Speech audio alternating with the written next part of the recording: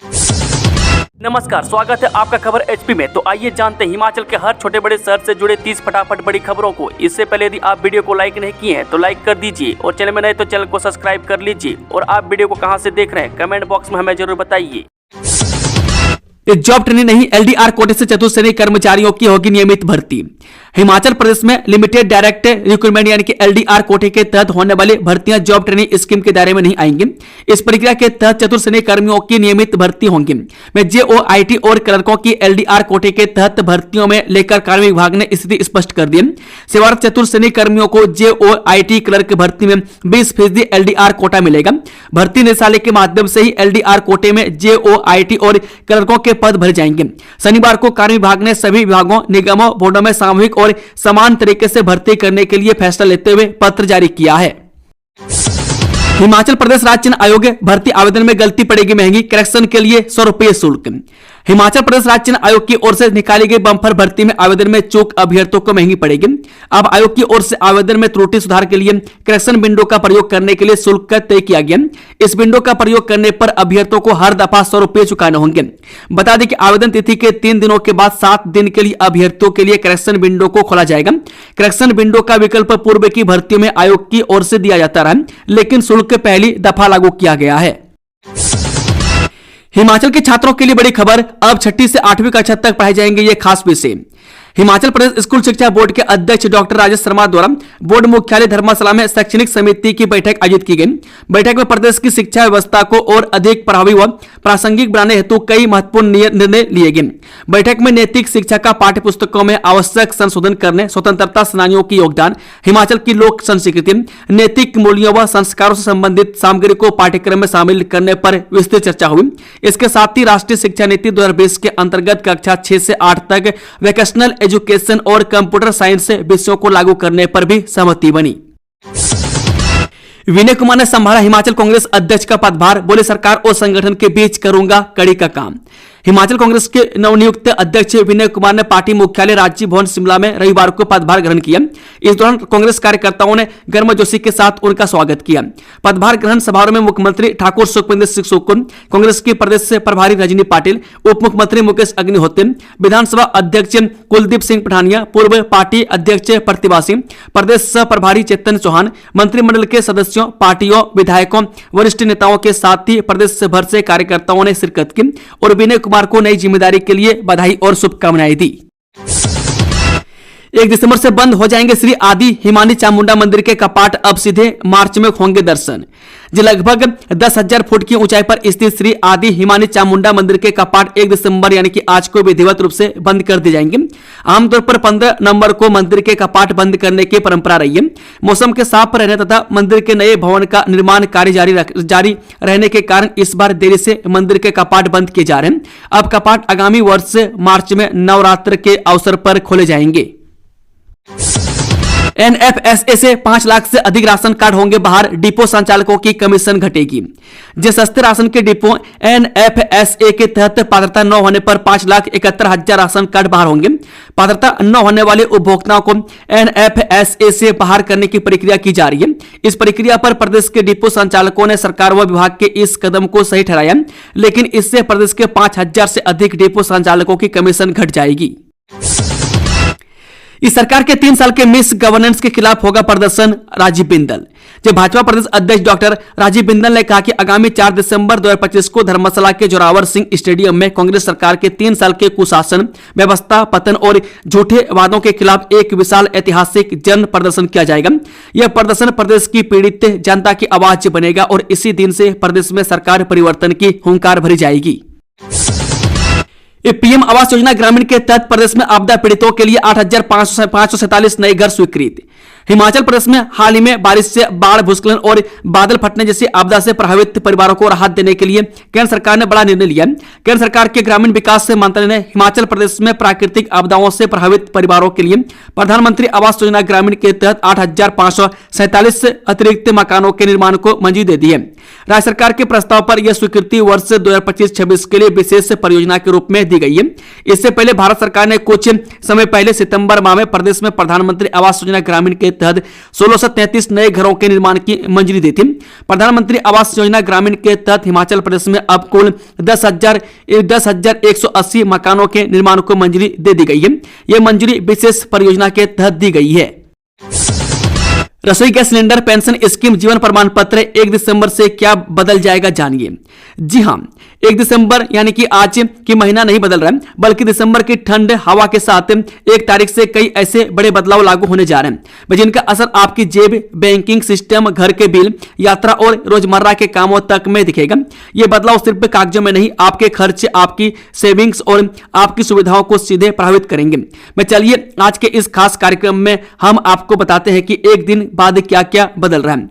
मैं सबसे पहले बदलाव की बात करें तो वह सरकारी कर्मचारियों के लिए होने जा रहा है। मैं सेंट्रल गवर्नमेंट कर्मचारियों के लिए यूनिफाइड पेंशन स्कीम यानी कि यूपीएस में शामिल होने का 30 नवंबर यानी कि कल आखिरी दिन था। एनपीएस से यूपीएस में शिफ्ट होने के इच्छुक कर्मचारियों को इसी तारीख तक सीआरए पोर्टल पर आवेदन जरूरी है। 1 दिसंबर से लोग यूपीएस को नहीं चुन पाएंगे। यह तारीख वित्त मंत्रालय द्वारा तय की गई है। आपको बता दें कि पहले यह तारीख 30 सितंबर तय की गई थी, लेकिन बाद में इसे बढ़ाकर 30 नवंबर कर दिया गया। और अगर आप कल तक भी विकल्प नहीं चुनते हैं तो फिर कर्मचारी को इस विंडो के दोबारा खुलने का इंतजार करना पड़ेगा। राज्य चुनाव आयोग ने खोला नौकरियों का पिटारा, इस डेट से शुरू होंगे आवेदन। राज्य चुनाव आयोग हमीरपुर ने एक बार फिर से नौकरियों का पिटारा खोल दिया। प्रदेश के युवा 4 श्रेणियों के 270 पदों की सीधी भर्ती के लिए ऑनलाइन आवेदन कर सकते हैं। राज्य चुनाव आयोग की वेबसाइट 4 दिसंबर से ओपन की जाएगी। ऐसे में युवा 8 जनवरी 2026 को रात 11:59 तक ऑनलाइन फॉर्म भर सकते हैं। स्कूल शिक्षा निदेशालय के तहत नियमित आधार पर स्पेशल एजुकेटर प्राइमरी से 5वीं कक्षा के 108 पद और स्पेशल एजुकेटर 6ठी से 8वीं कक्षा के 83 पद भरे जाएंगे। नौ खेत की चिंता, नौ सिंचाई का फिक्र, अब यहां पराली के नीचे आलू उगाएंगे किसान, इतने किसानों को मिला बीज। जिन खेत की चिंता, नौ सिंचाई की फिक्र, अब हिमाचल प्रदेश के जिला सिरमौर के किसान भी अपने खेतों में पराली के नीचे आलू उगाएंगे। मैं कृषि विभाग के अंदर सिरमौर ने पर्यावरण हितैषी इस तकनीक के सफल शोध के बाद पहली बार जिले के 10 किसानों को 50-50 किलो आलू का यह बीज वितरित किया है। इसका मकसद किसानों को लाभान्वित करना और इस तकनीक का अधिक से अधिक प्रसार करना है, ताकि आने वाले समय में जिला के मैदानी इलाकों में यह फसल एक नकदी फसल के रूप में उभर कर सामने आ सके। NH 305 पर इन गाड़ियों के लिए टाइमिंग फिक्स, डीसी ने जारी किया आदेश। जिला कुल्लू के उपमंडल बंजार में अब नेशनल हाईवे 305 पर बड़े वाहनों की आवाजाही के लिए टाइमिंग निर्धारित कर दी गई है। ऐसे में अब हाईवे पर बड़े वाहनों की आवाजाही समय सारणी के अनुसार ही होंगे। NH 305 पर यातायात व्यवस्था को सुचारू और सार्वजनिक सुरक्षा सुनिश्चित करने के लिए जिला प्रशासन द्वारा ये आदेश जारी किए गए। वहीं डीसी कुल्लू तरुल एस रवीश की ओर से जारी आदेशों के मुताबिक ओट से जलोड़ी पास तक सुबह 9 बजे से 12:30 बजे, दोपहर 2:30 बजे से शाम 6 बजे बीच ही बड़े वाहनों की आवाजाही पर रोक लगा दी गई है। इन बड़े वाहनों में टिपर, डंपर और अन्य भारी मोटर वाहन शामिल हैं। ये आदेश से मालवाहक और भारी गाड़ियों के लिए प्रभावी होंगे। लेडीज ओपन कैटेगरी में अनुपमा शर्मा रही विनर, महिलाओं को दिया यह सुझाव।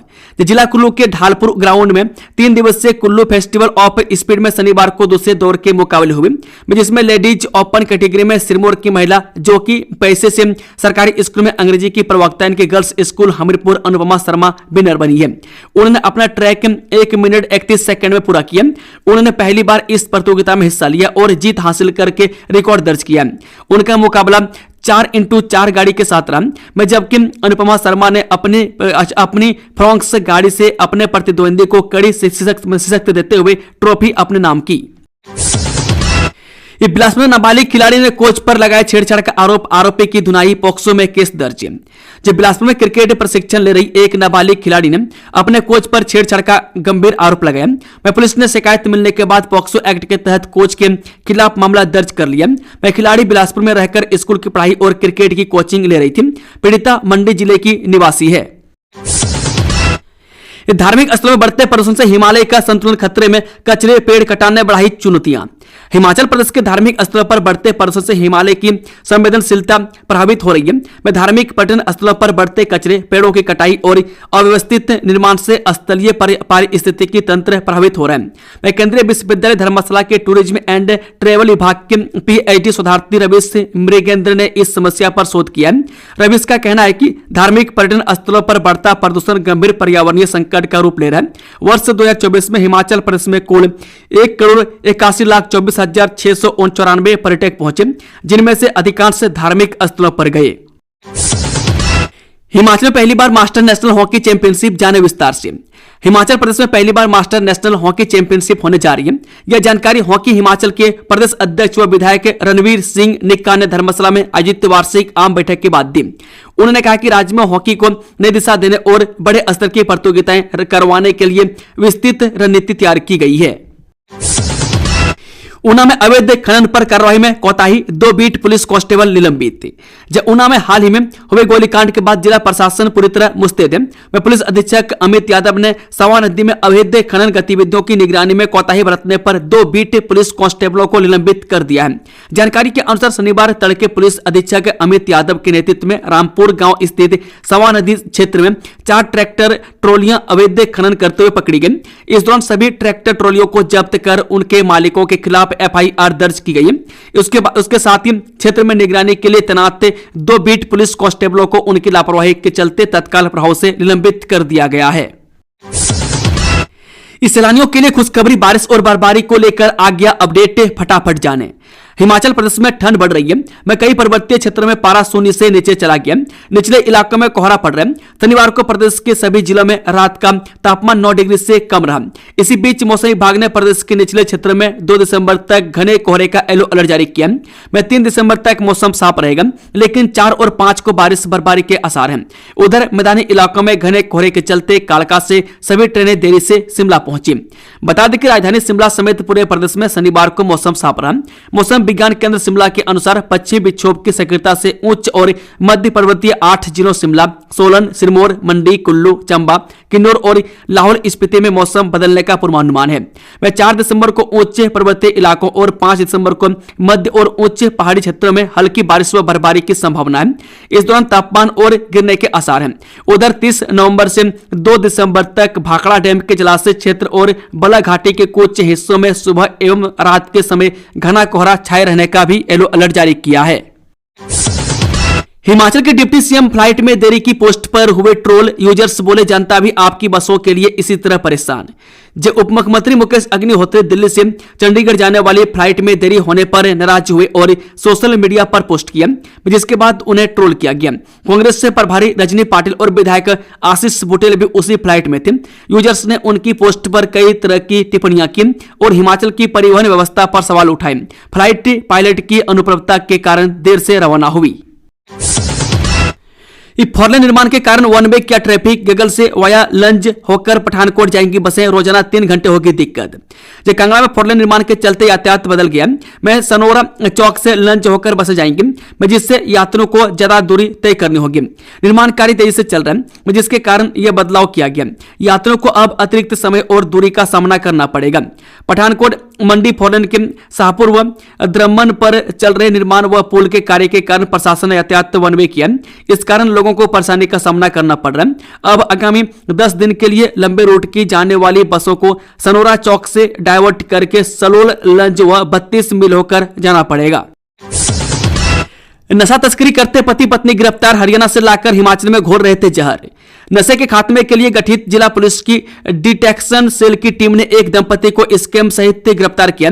में जानकारी के अनुसार डिटेक्शन सेल की टीम गश्त व गुप्त सूचनाएं एकत्र करने के लिए कोलर, धौला कुआं व माजरा आदि की तरफ रवाना थी। इसी बीच टीम को गुप्त सूचना मिली कि एक व्यक्ति फिरोज खान पुत्र सरवर अली निवासी गांव भगवानपुर तहसील पांवटा साहिब और उसकी पत्नी रजिया हरियाणा के यमुनानगर से इसमें एक हीरोइन खरीद कर लाए हैं और दोनों अपने घर से इसे बेचने का काम कर रहे हैं। राधे राधे कहने पर ऐतराज जताने पर बिफरी बीजेपी, संदीपनी भारद्वाज बोले सीएम सुको की सनातन विरोधी मानसिकता उजागर। हिमाचल प्रदेश में राधे राधे और नमस्ते को लेकर सियासी पारा चढ़ गया। भाजपा प्रदेश प्रवक्ता संदीपनी भारद्वाज ने मुख्यमंत्री सुखविंदर सिंह सुक्खू पर तीखा हमला बोलते हुए उनकी मानसिकता को सनातन विरोधी करार दिया। विवाद की वजह सोशल मीडिया पर वायरल हो रहा है एक वीडियो है जो कांगड़ा विधानसभा सत्र के बाद का बताया जा रहा है। वह संदीपनी भारद्वाज ने कहा कि कुछ दिन पूर्व कांगड़ा में विधानसभा सत्र के उपरांत मुख्यमंत्री ठाकुर सुखविंदर सिंह सुक्खू का बच्चों से संवाद का एक वीडियो सामने आया, जिसमें जब बच्चों ने उन्हें राधे राधे कहा तो मुख्यमंत्री ने यह कहकर आपत्ति जताई कि नमस्ते क्यों नहीं कहते।